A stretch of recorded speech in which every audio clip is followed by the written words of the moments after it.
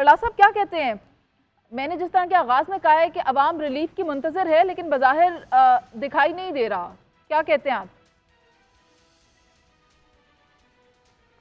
नहीं, अवाम को रिलीफ कैसे देंगे? देखिए, पिछले 3 साल में मईशत का बेड़ा गर्क हो गया है।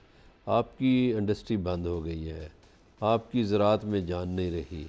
आपकी तो सूरत हाल ये है कि जो आप टैक्स कलेक्शन करेंगे एफबीआर के ज़रिए, उसमें भी 85% तो आप उसकी सूद की जो कर्ज़े हैं आपके, उसकी सूद की अदायगी पे लगा देंगे। तो आपके पास तो ना कर्ज़े उतारने के लिए पैसा है, ना आपके पास लोगों को रिलीफ़ देने के लिए पैसा है। हाँ, अलबत्ता ये है कि इस मुल्क में ये देखिए सरमायादाराना निज़ाम है ना, इस अच्छा, मुल्क में कुछ लोगों की दौलत बढ़ी है, लेकिन ज़्यादा लोगों की दौलत कम हुई है। तो जहां आप दौलत यानी बढ़ने की बात पाकिस्तान कर रहे में हैं, मुझे इस गुर्बत बारे में में भी इजाफ़ा बताएं ना, हुआ है। चेयरमैन सेनेट की तनख्वाह में भी इजाफा हुआ है, उन हजरात के बारे में क्या ख्याल है जिनकी तनख्वाहों में इजाफा किया गया है? मुनीज़ बदकिस्मती है कि पाकिस्तान में जो लोग पहले ही मरात याफ्ता हैं, उनकी मरात में मज़ीद इजाफ़ा कर दिया गया है, और पाकिस्तान में जो गरीब तबकात हैं उनकी आमदनी पहले से कम हुई है, या चूँकि हमारी करेंसी डीवैल्यू हुई है और फिर महंगाई ज़्यादा है, तो उनके पास बेचारों के जो तनख्वाह आती है या मजदूरी आती है, उससे कुछ बन नहीं पा रहा। हालत ये है कि हमारे यहाँ तकरीबन 4 करोड़ अफराद ऐसे हैं पाकिस्तान में जिनको पीने का साफ़ पानी भी मैसर नहीं, हम्म। जिनको 2 वक्त की रोटी भी नसीब नहीं।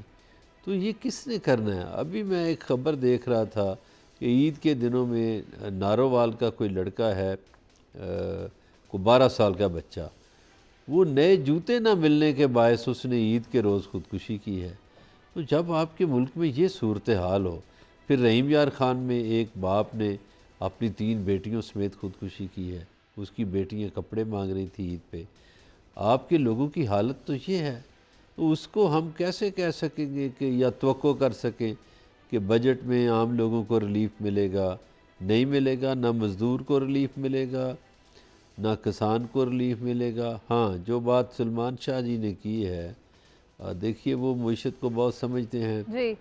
पाकिस्तान के वज़ीर ख़जाना रहे हैं, मशीर ख़जाना रहे हैं।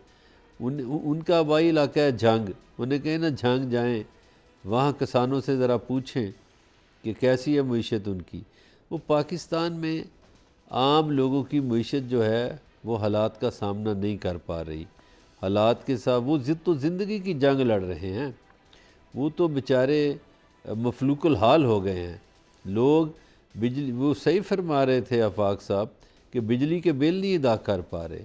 लोगों के लिए यूटिलिटी बिल्स जो हैं उनकी अदायगी मुश्किल है। बरलास साहब, जहां मुझे नहीं अवाम लगता कि कोई कोई अपने बड़ा लिए रिलीफ। मुतबादल तलाश करती है, सोलर की तरफ जाती है, उस पर भी एक अजीबो गरीब सी कैफियत पैदा कर दी जाती है। आपको भी मालूम होगा कि पिछला पूरा साल इसी बहस में गुजर गया कि आया इस पर टैक्स लगाया जाए या ना लगाया जाए।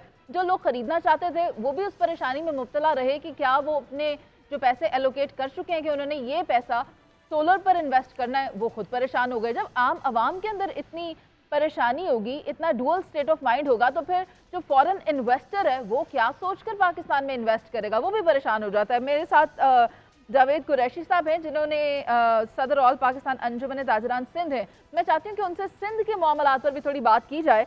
जावेद कुरैशी साहब, बताएं कि क्या है ताजिरों का ख्याल, अभी जो कल बजट पेश किया जा रहा है, क्या तकाजे हैं ताजिरों के, सिंध के ताजिरों के, वो क्या तवक्कुआत रखते हैं हुकूमत पाकिस्तान से? बिस्मिल्लाहिर्रहमानिर्रहीम। शुक्रिया आपका, आपके चैनल का, कि आपने ताजिरों का मौक़िफ़ पेश करने के लिए हमें दावत दी। देखिए जी, कल जो बजट आ रहा है, बजट इस मुल्क के अंदर कभी भी खुशहाली लेकर नहीं आया। हाँ, वो छोटा ताजिर हो, किसान हो, सनतकार हो, बजट के आने के बाद मजीद परेशानियां बढ़ती हैं। इस वक्त सूरत हाल यह है कि एफबीआर को जो टारगेट जो दिया गया था 12,900 अरब रुपए का, उसमें भी 1,000 अरब रुपया शॉर्टफॉल आ रहा है। तवक्को ये की जा रही है कि कल शायद बजट के अंदर मजीद इसमें टैक्स लगाया जाए। क्योंकि ये बजट हमारा अपना बजट तो होता नहीं है, ये बजट आईएमएफ का बजट है। आईएमएफ हमें ये कहेगी, अब आप देखें ना, आईएमएफ ने इससे पहले 75 साल में कभी ऐसे नहीं हुआ कि ज़राअत के ऊपर टैक्स लगे, लेकिन आईएमएफ ने मजबूर किया, तो अब उसके अंदर जो है वो आइन पे कानून साजी की गई है, और अब वो जो है वो ज़राअत पे भी टैक्स लगेगा। तो देखिए जी, हम तो पहले दिन से ये बात कहते थे कि टैक्स मिलेगा तो मुल्क चलेगा, बगैर टैक्स के कोई भी मुल्क चल नहीं सकता। मैं ये कहता हूं कि ताजिर बरादरी अपने हिस्से का काम करे, और जो हमारी बैरोक्रेट है या हमारे सियासी लोग हैं वो अपने हिस्से का काम करे। वही बात मैं करना चाहूंगा कि एक तरफ हमें किफायतशारी का दर्ज दिया जाता है, दूसरी तरफ जो है वो जो है हमें ये कहा जाता है, अब देखें आप एमएनए, सेनेटर, वुज़रा, स्पीकर, डिप्टी स्पीकर, चेयरमैन, इनकी तनख्वाहों में बेताशा इजाफा किया गया। क्या हम मुतमिल हो सकते थे ये मुल्क कि इनकी तनख्वाहों की क्या जरूरत थी? क्या वो गरीब लोग हैं कि वो उनके गुजारा नहीं हो पा रहा उन तनख्वाहों से? लेकिन मुसीबत यह है कि हमारे मुल्क के अंदर जो तबका सबसे ज्यादा टैक्स देता है उसी का गला दबाया जाता है। हाँ जी। हम पहले भी बार बार हुकूमत को ये बात पावर करा चुके हैं, आप टैक्स मजीद बढ़ाने से बेहतर है टैक्स का दायरा आप बढ़ते, तो उससे जो कलेक्शन होगी वो बेहतर होगी, और उसकी वजह से हमारा मुल्क बेहतर अंदाज में चल सकेगा। अब ये जो महंगाई जो बढ़ रही है, जो आप ये देख रहे हैं कि हमारा मुल्क, मैं ये मानता हूँ, ठीक है, दूसरे साथी ने मेरे ये कहा कि वो इस टाइम जो है वो महंगाई की शरह, मैं समझता हूँ महंगाई की शरह बिल्कुल बढ़ी हुई है, इसमें कोई इनकार नहीं, लेकिन आज हमारा जो है 1800 प्लस डॉलर पर इनकम है, पिछले साल के मुकाबले में हम चले जाते हैं 24 और 25, अब जो 25-26 का जो बजट आएगा इसमें अर्निंग थोड़ी बढ़ी है। क्यों? हमारे जो है अब जराए हमें इनकम के बढ़ाने पड़ेंगे, बगैर जराए इनकम के बढ़ाने से हम टैक्स कैसे दे पाएंगे हुकूमत को? जब इनकम बढ़ेगी तो टैक्स भी बढ़ेगा, लाजमी है। तो मैं समझता हूँ कि ताजिर बरादरी कोई ज्यादा खुश नहीं है, आने वाले बजट में उन्हें कोई बहुत बड़ा कोई रिलीफ मिलेगा या आम आवाम के लिए बहुत बड़ा रिलीफ मिलेगा। मैं समझता हूँ कि रिलीफ मिलना चाहिए, और आवाम को भी, ताजिर बरादरी को भी, सनतकार को भी, किसान को भी। तो मैं समझता हूँ तभी मुल्क चलेगा, तमाम लोग इकट्ठे होकर इस मुल्क के लिए बेहतरी हम कर सकें। ठीक है जावेद साहब, हम आपसे मज़ीद भी गुफ्तगू करना चाहते हैं क्योंकि शहर क़ायद के मसाइल बहुत ज़्यादा हैं, तो आप हमारे साथ ही रहें। मेरे साथ स्टूडियोज़ में मौजूद हैं आफाक अली खान साहब, वो वाइस चेयरमैन है पाकिस्तान सोलर एसोसिएशन के। इस पर मैं चाहती हूँ उनसे भी बात कर लें क्योंकि अभी तक ज़्यादा उनसे गुफ्तगू नहीं हो सकी। मुझे बताएं आफाक साहब, क्या देखते हैं? एक तरफ हम देखते हैं कि जो आम आदमी है उसके ऊपर टैक्स की भरमार है, उसकी सैलरी से भी टैक्स कटता है, वो बाहर भी अगर बाइंग करने जाता है मार्केट से तो हर चीज़ पर वो टैक्स दे रहा है। जब उसके अलावा हम देखते हैं जो सुपर टैक्स पेयर्स हैं उनसे वसूली उस तरह से नहीं की जाती। इससे आम आवाम के ऊपर क्या इम्पैक्ट पड़ता है कि जब छोटे छोटे लोगों से बड़े बड़े टैक्सेस दिए जाते हैं और बड़े बड़े लोगों को रिलीफ मिल जाता है? जी, आपने बात बिल्कुल सही की है। अगर आप देखें तो एनर्जी सेक्टर में भी ये चीज़ अप्लाई होती है।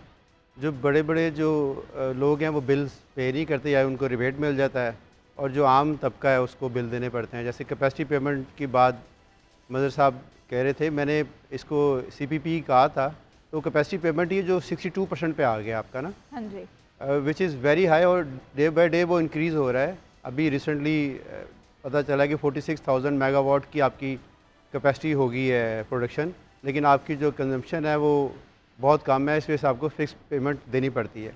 देखें, एनर्जी कॉस्ट जो है ना किसी भी इकॉनमी का एक बहुत बड़ा फैक्टर होता है। चाहे वो इंडस्ट्री जैसे प्रोडक्शन की बात कर रहे थे वो जो हाजी साहब, तो प्रोडक्शन कब होगी? जब आपकी एनर्जी कॉस्ट कम होगी ना। आप कैसे कंपेटिटिव होंगे ग्लोबली जब आपकी energy cost it is almost double in comparison to other countries nearby जो आपके हैं। तो आपको एनर्जी कॉस्ट को कर्टेल करना पड़ेगा बाय ऑल मींस। आपके जो डिस्ट्रीब्यूशन लाइन लॉसेज हैं, आपकी रिकवरीज इश्यूज़ हैं, ठीक है, उसके अलावा आपकी कॉस्ट ऑफ एनर्जी हाई है। तो रिन्यूएबल्स जो है ना, सोलर की, it's not just solar, renewables जो है वो मतलब दीगर सोर्सेज ऑफ एनर्जीज की तरफ भी जाना चाहिए। जी, देखें सस्टेनेबल सोल्यूशन पे जाना चाहिए। जैसे सोलर है, देखिए इनपुट तो आपके पास अवेलेबल है, सर और कौन कौन से हैं? उसके बाद हाइडल है आपका और आपका विंड है, ठीक है। सर और भी है? बायो है, बायो, Natural? हाँ बायो गैस है, लेकिन ये 4 हो गए जो मेन है। तो लेकिन सोलर जो है वो पाकिस्तान में तो बहुत ज़्यादा रेडियंस अवेलेबल है ना, तो इट्स आइडियल सोल्यूशन। और वो डिस्ट्रीब्यूशन एनर्जी जो सिस्टम्स हैं खुद लगा रहे हैं लोग, ठीक है, इसको सिर्फ मैनेज करना है। सही। आपने जो अपनी पॉलिसी है वो रिन्यूएबल्स के इर्द गिर्द डेवलप करनी जी, है। ठीक है। और देखें ईवीज़ जो है, इलेक्ट्रिकल व्हीकल्स की बात मैं करता चलूँ, जी। ईवीज़ जो है इट्स अ फ्यूचर और सोलर उसको कम्प्लीमेंट करता है। जी जी। आप उसको प्रमोट करें और आप सोलर को प्रमोट करें, उसके लिए ऐसी पॉलिसीज़ ना बने जहाँ पे सोलर की पेनिट्रेशन का सर मसला आपकी हो। तजवीज़ बहुत अच्छी है, लेकिन मसला ये है कि हम किसी एक मामले के ऊपर भी स्टेबलाइज हो नहीं पा रहे हैं।